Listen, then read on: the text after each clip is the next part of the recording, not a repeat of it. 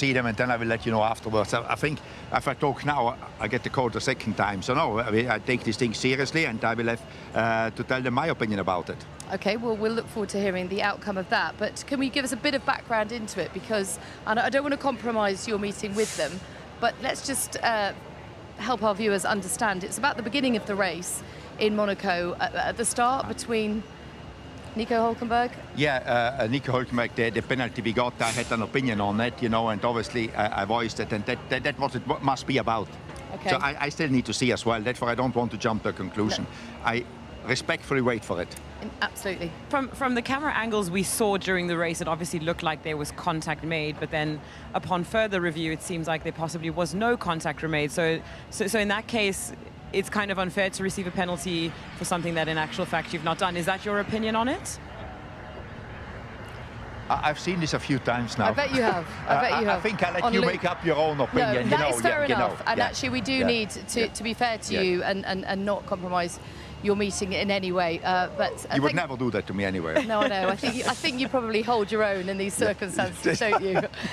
Let's bring it forward to here and now. Mixed conditions, obviously a difficult session then. How much can be gained from going out on track in these conditions, particularly if it is going to be a bit wet later on?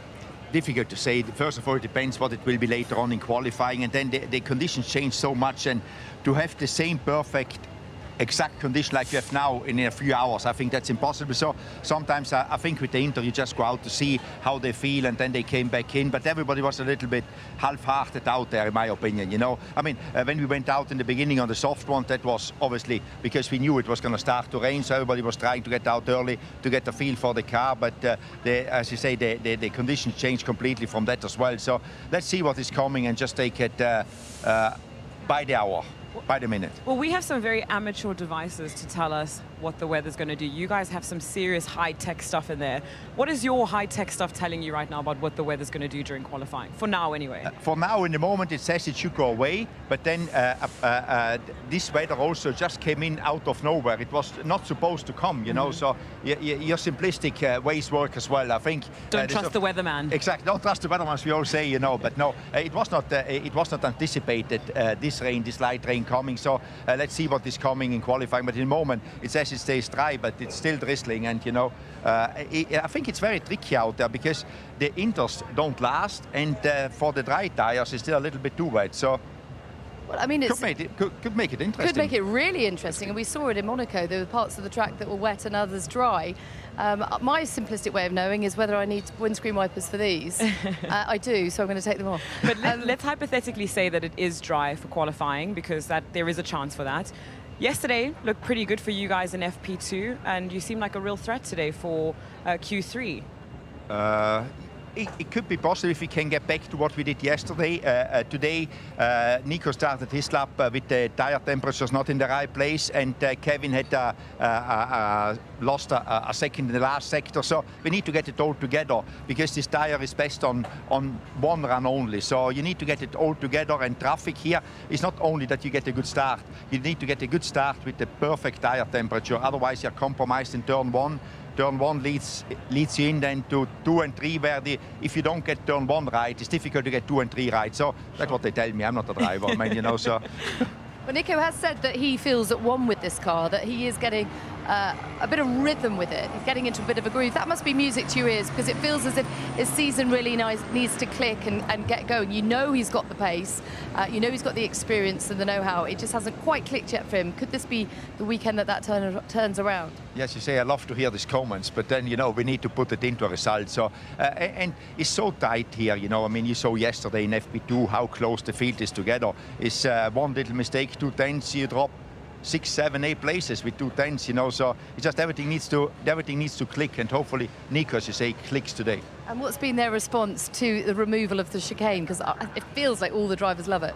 Yeah, I mean, I had no negatives, which means positive, because if you have no complaint, that normally is good. Yeah, I think I think we all like it more.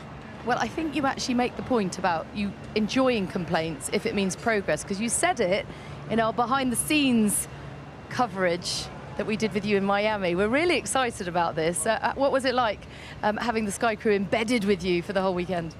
I'm pretty used to it, and they will tell you again, I don't really I behave like always. Well, we did notice the swear. Yeah, the editing was required. Yeah, and I hope you didn't listen to all the audio which I said, which you cannot bring onto the program, you know.